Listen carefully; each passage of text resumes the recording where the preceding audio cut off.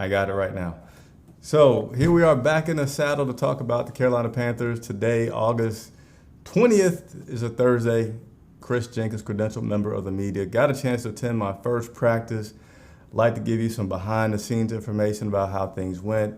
So what I love to do, and I like to connect with people. So please leave a comment wherever you may be watching this. Make sure you go over to YouTube, hit the subscribe button, and if not, at the least hit the like button, because that helps other people find out about me who likes to cheer on the Carolina Panthers. So first, Joey Rolano.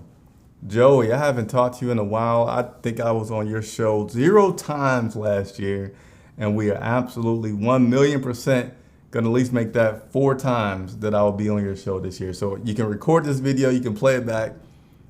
I forget, what is it, Joe Cat Chronicles maybe? If I got it wrong, please let me know and just add it to the comments so people can know and check you out. As a matter of fact, anybody that's watching, if you are a Panthers YouTuber, leave your comments below. One thing about me is I don't mind trying to shine some light on anybody else that's doing what I do, because there's a lot of talented people out there that covers and talks about the Carolina Panthers. Ali Broderick, what's going on? And Chris Johnson, yes, I made a mistake with the, I think it just, I got to check my software, but nevertheless, let's go ahead and get into talking about my first practice. So first, let me talk about the journey. It is nice that they are practicing in Charlotte and we don't have to go down to the very, very hot Spartanburg. Yes, very nice. But you do have to go through some different protocols. So they have different tiers of media. I'm in the tier that does not have to undergo a check regularly, but I do have to undergo answering a series of questions, as well as a specific entrance that we're only allowed to go through in and out, as well as having a temperature check, which I passed. So that was not too bad, not too invasive, to be able to get the opportunity to go and watch my first practice with all these new 2020 draft picks, as well as free agents. And now once you're inside the facility, there are X's that you have to stand on. So I got there way early than I needed to be, but better safe than sorry. And got a nice seat by the fence and got to watch my first practice. And I wish I could find it, but I'll give you a hint. I came back to my car and I saw a little thing that looked like this. I don't know how well you can see that color. Probably can't see that color at all. But that is a yellow piece of paper. I got a parking ticket today. So now is a good time for me to plug in Super Chats. Yeah, Super Chats is a way to support this channel. Whether it's $1, whether it's $5, whether it's anything, it goes a long way in helping me to cover the Carolina Panthers. I am an independent media that covers it, and I use all the money that I raise from you all to pay for trips and cameras and all the stuff and the time that goes into covering the Carolina Panthers. So nevertheless, let's go ahead and get into it. Send me your questions, by the way. I'm going to bring up my notes from today's practice and share them with you guys. So one thing I could point out is that I was not able to see the entire practice. And the reason for that is, as I described, I'm at the level where I don't get to go inside the bubble. And I'm not 100% sure that other media does too. I really think they do. And those are the group of people that has to go through the COVID testing each and every day. And I don't. So for that reason, I did not see the first part of practice because they were in the bubble. What's up, Brandon Pope? Good to see you as well. Hey, everybody that's tuning in, thank you so much for tuning in. I don't know the regularity that I'm gonna do these kind of Q&As, but I have switched formats this year to doing live videos when I have coverage so that I can get that content to you quicker. So if you haven't subscribed and hit the notification, take a moment to do so. So it was like the first day of school for me being back there. It was exciting to be, to smell the grass, to see all the players. It was exciting to hear, helmets hitting, pads clacking, and all that good stuff. So, yeah, I was happy to see it. And just to give you guys a visual, so we're on the hill, the bubbles to our left, and a couple of fields are in front of us. When the players come out, was able to see some of the coaches actually wore a face shield. Most of the coaches are wearing masks. some wearing, masks where you can only about see their eyes. So a few of the coaches wore a face shield, and I'm assuming they did that just so their voice can carry a little bit more than when they had on the mask. And we had a good view. A lot of individual drills were taking place first. When they were taking place with the individual drills, Riley says hello. Brandon, tell her I said hello as well. Man, I probably won't be able to see you guys this year, right? Because there's obviously no Fan Fest. Carolina Panthers are going to do a nice live video that they said that they're going to do in prime time coming up, I think, next week to replace Fan Fest. But I know if you were any of the fans that had started that tradition of when they come to the stadium for practice and there's fireworks and it's free, I think they end up changing to what you had to sign up before.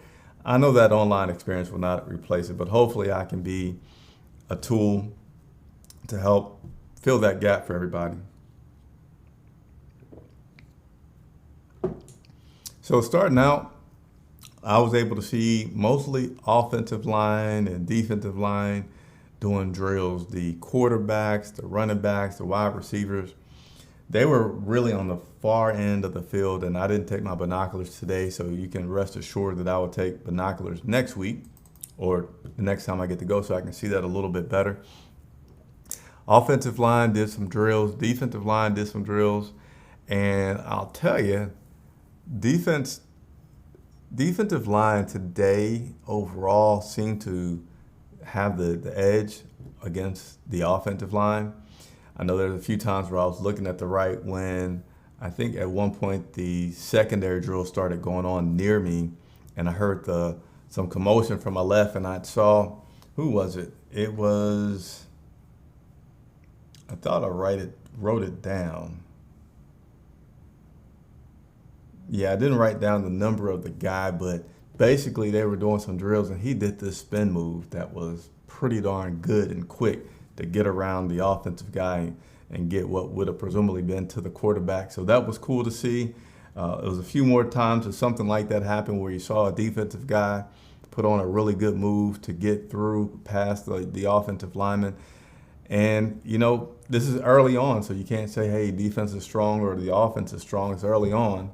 I know for me personally, and I want to hear from you all, I've had my concerns about, it's great that we have all this speed, but Teddy needs to be able to get back there and get a moment. Christian doesn't need much, but he needs a seam to get through. And I don't know how to describe it. I'm just wanting to see more so I can have a better feel on how I feel like this team can do with the excitement that they have from those other positions, or the new acquisitions, I should say, that has some speed off there. Yetur. I did not get a chance to see. I'm going to look for my notes here at some of the information that we were given today. I didn't really, again, I got to take my binoculars.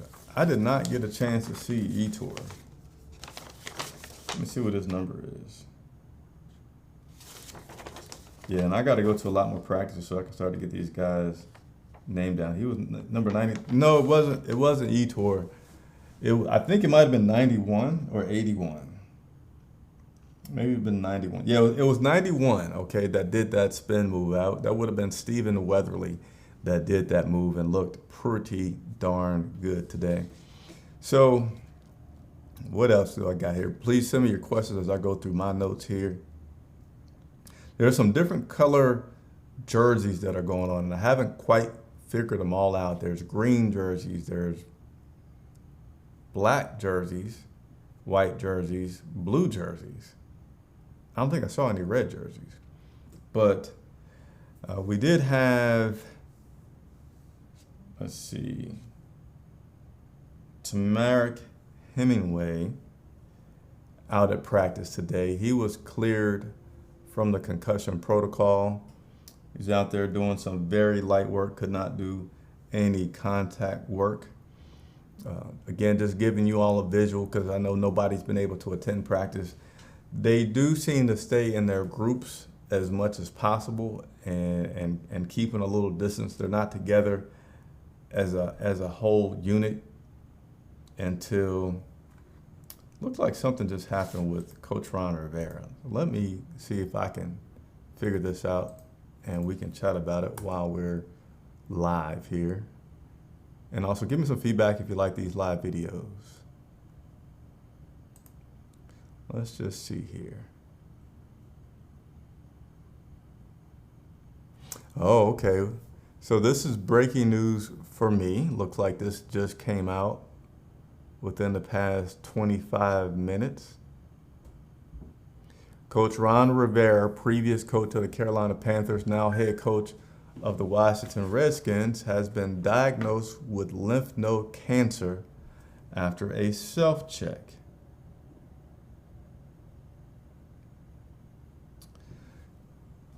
He shared the news with his team tonight. He says the cancer is in the early stages and is considered very treatable and curable. So once again, Ron Rivera, previous coach of the Carolina Panthers, now current coach of the Washington Redskins, has been diagnosed with lymph node cancer after a self-check. And he says that it's in the early stages and is considered very treatable and curable. So there's some information for you guys that just came through. I saw a bunch of things popping up on Twitter that I would like to share with you guys. So let me get to some questions here that come through. Black jerseys, defensive starters. Matt, I'm not sure. I mean, because that could be true because there wasn't a ton of black jerseys. I know Shaq Thompson had on a black jersey, and Weatherly, I believe, had on a black jersey. Kwan Short. So that may be true. That may be true. Appreciate it. I know I hadn't had a chance to look up everything, so appreciate the teamwork and you letting me know that. Who's winning the backup spot? Asked Denny Cordero. So by the way, if I mention your name on here, you want to type your real first name at the least so I can refer to you that way, because some of these things are hard to say, then please, by all means, let me know. So I did get to see the backups play today, but we're not allowed to comment on a lot of what we see if we cannot tape it or take pictures of it. So I'm a little hesitant to comment on what all I saw today because I know that what I did see was during a period where we can't share. I know I'm thinking as I talk, but this is live. So I don't know what the backups look like. Again, today was my first practice. I hope to go to many more. They're allowing more media to come as they make sure that they got a good process in place for those that all the different levels that they've classified for the media. I'm one of the group that's not tested daily, so I'm sure they're just trying to make sure that the protocols and steps that they got in place are working, and I'll have the opportunity to go back hopefully pretty soon. But appreciate the question, Denny. If you guys have any more, continue to send them on. You know, it was great being out at practice today, but something that was definitely different for me. This was my first time being at a Carolina Panthers practice, and there was no Cam Newton. They had music going, and Cam, man, he does a lot of his stretching, I guess, inside the locker room or someplace else, because whenever he would come out, I would never see this guy stretch. He's always dancing, yelling, running around, and man, it was weird not seeing Cam Newton out there today as they were playing music. And you know, I think you heard Trey Boston a little bit be a vocal guy, which that's probably no surprise to some of you. But it was different with Cam not being out there. Something that I did see, and I wish I had got it on tape or photography, was they were doing these drills. And Christian McCaffrey, as we all know, is a spectacular athlete. And he did this move, and they were just going like, maybe they were about 20 yards out, just kind of running streaks, and kind of made some contact with the defender, came back in, and he could have tried to catch it with two hands, in my opinion, but he just snagged it with one hand and brought it in, and man, that was awesome. Mike Davis, I can definitely comment on Mike, seeing him get some reps when they were doing some drills. This guy looks pretty quick. Doesn't look as quick as Christian McCaffrey. There's only one quick Christian out there. But Mike Davis, I'm eager to see him some more. He got some work in and looked pretty shifty.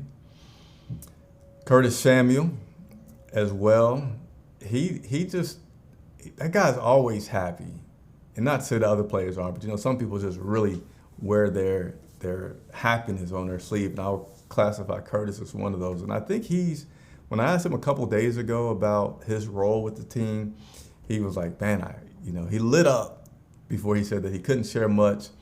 So I think that he's a guy that could have a really, really good breakout season. DJ Moore, you expect great things of him because he has been producing. I'm not saying Curtis has not been producing.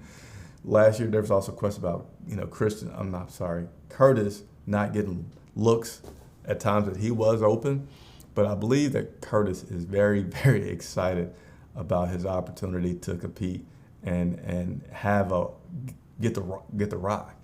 Eli Apple as well is another guy that is new to me, and he's pretty competitive. I think they were doing the same drill in which Christian McCaffrey caught the ball, just running basically a little fade route, go route or something like that, a seam route. It was something short. It's not a lot of field, so I couldn't exactly identify the route. But he wanted to play close up on Curtis. But part of the drill was you had to play off. So he has some competitiveness to him. The times that I saw him going through the drills, he looked very, very sharp. So I wanted to share that observation with you guys about Eli Apple. And yeah, Weatherly was the guy that I had earlier. So that is all the comments that I have so far from the observations today. I will continue to bring you all updates and get more in depth about things that I see. And please, if I didn't talk about something that you could have a question about,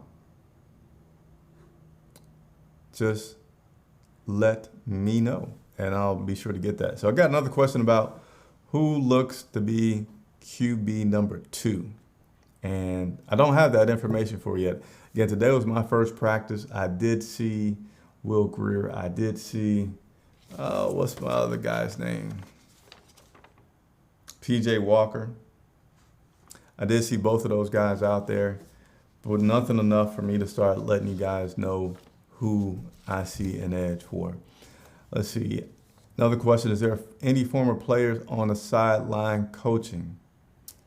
Did not see, and one thing for sure is everybody has on the mask, and I didn't have my binoculars today. I plan on having them out there in the future. Didn't see any former players out there yet today. None at all. Good question. I appreciate the question as well. And thank you, Brandon, for the congratulations on my recent nuptials and checking on my son. He was doing well. And I'll have some news about my son that I'll share with you guys as well. But I want to make sure I start getting you all some good information about this team and what they look like and what they have been doing. So that is it for me tonight. I appreciate each and everybody that tuned in. And David Chisholm asked, how does QB1 look? He looked good. I would say I know the other day they ran a bunch of plays. I think it was somewhere around 90 plays. Today was one of their longer practices so far since they've started, but I did not get to see Teddy Bridgewater throw a tremendous amount. But from what I did see, he looked pretty solid.